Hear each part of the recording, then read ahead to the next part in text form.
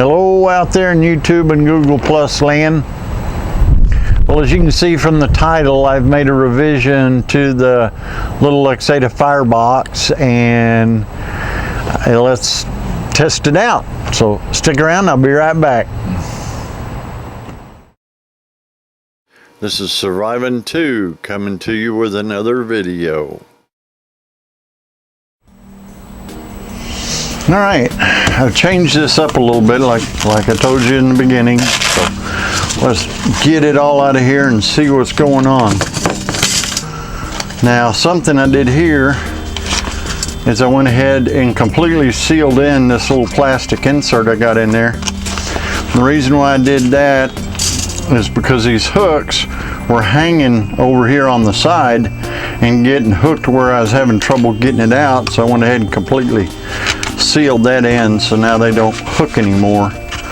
So I'm gonna get that off to the side. You know about the 4 holes I did here on this frame. Well, that helped when I went to burning, but didn't help a whole lot. So what I did is put another hole here right above where the plate sits, and then another one here in this one, and another one in this one. So maybe that'll help give air in between the locations where these holes are and help it burn a little bit. Now, something else I was going to tell you about I did, and I can't remember what in the heck it is right now. So let me get this thing put together and I'll get back with you in just a second. All right, I remembered what I was going to say. I stuck the stove down in there and found out that the top of it is about 1 inch from the top of the firebox here. So that's a good height. That's not a problem. Now, when I did it last time, I had my pins on there and I was having trouble getting my little snuffer cap to go back onto the stove. So I got to thinking about that. Plus, one of the times that I was firing this thing up, I don't know if you can see that pin. Let's see if I can get it to where it'll focus on this thing. Come on, camera, focus in there. I don't think it's focusing yet. Come on. Anyway, this silly thing bent. This is soft metal. It was just something I was trying out as far as making these clips that went onto the top. They are made out of part of an antenna, the very skinny part, a car antenna. So obviously that metal is too weak. So that one's trash. This one's still good. It didn't bend. I've got a hold of some heavier duty metal. I think this is stainless steel. I'm not real sure. So I've bent it a little bit bigger so that when I put my stove in there,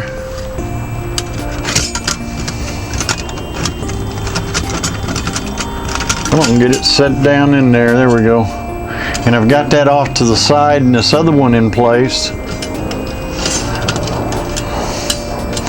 that I should be able to fit my snuffer in a little easier to cover it up, which it does.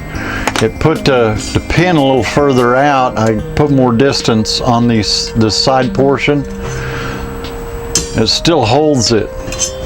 Another thing I was thinking about and I made, and I'm just going to have to play with each of them, is the wire mesh that I'd used before.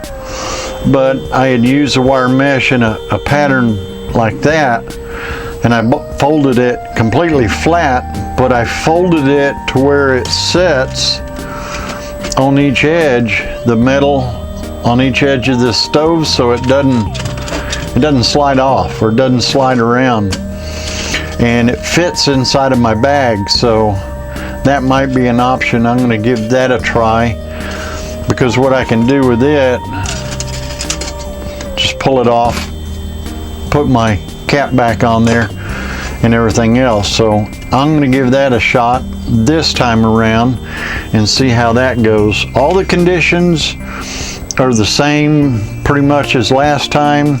Same amount of water, temperature is about the same. So let's get this thing out of here. Get my cap off. That thing back in there.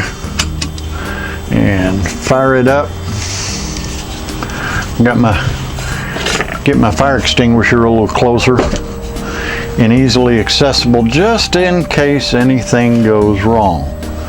Now these extra 3 holes, we'll see if that helps any. And I'll go ahead and run a timer on this thing once it finally blooms and I start the boiling process. So that little stand there should work pretty good. Now we just let it bloom here for a second and then I'll get right back to you. Okay, it started blooming, so I'm going to stick this on here, start the timer on it, and I'll fast forward this section until we get a boil. Oops, put that on there. All right, here we go.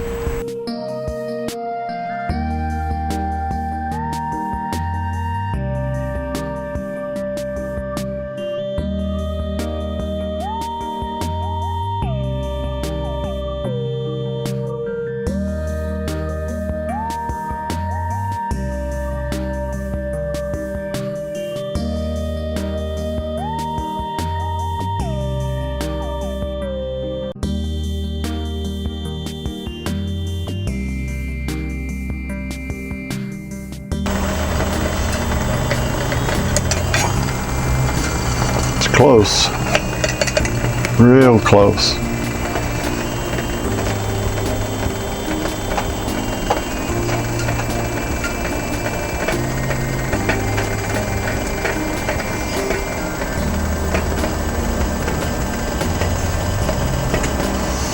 All right, this should be it.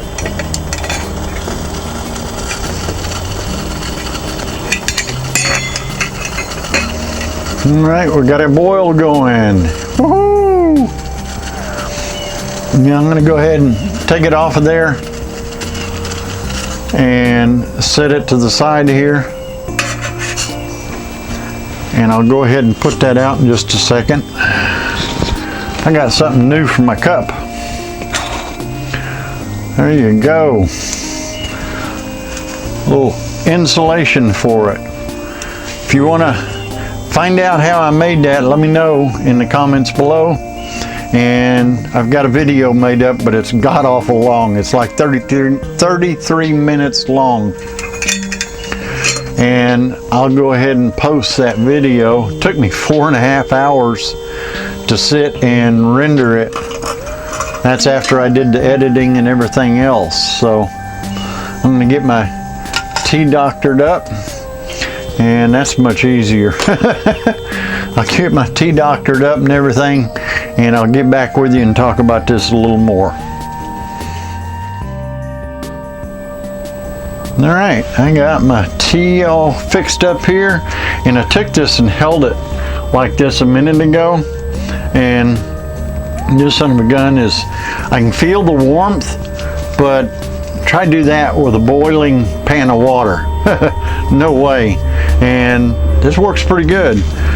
Just slides on, slides off, and cut it to fit, and so that should help keep my food warm and my drink warm and anything else cool too. And like I say, it makes it to where I can hold it and do what I need to do with it instead of having to try and hold it by the handles if I need to do something else. But not sure on how that worked out. I like the little grill better. It's good for the alcohol, but I think for wood I'm gonna have to use the clips so that way I can continue feeding wood down into there until I go to cook, and then I'll be putting it in here. Because if I have that on there, I don't know. I'll play with it for a while. But right now, I'm gonna drink my tea. That's what I got here. It's got some black tea, chicory root, cardamom, pepper, ginger, cinnamon, cloves, and other spices in it. Woohoo! I'll just be full of it in more ways than one. So let's see how it tastes. Oh yeah, that's good. Oh, that's hot too. Whew. That insulator should keep it fairly warm. When I made that thing, I was doing the videos and then stopping it and doing some work and stopping and all that. Even with all that, it still turned out to be 33 minutes long. And once I put it on the video editing program and got it all edited, then I started converting it over to one video. And that took 4.5 hours.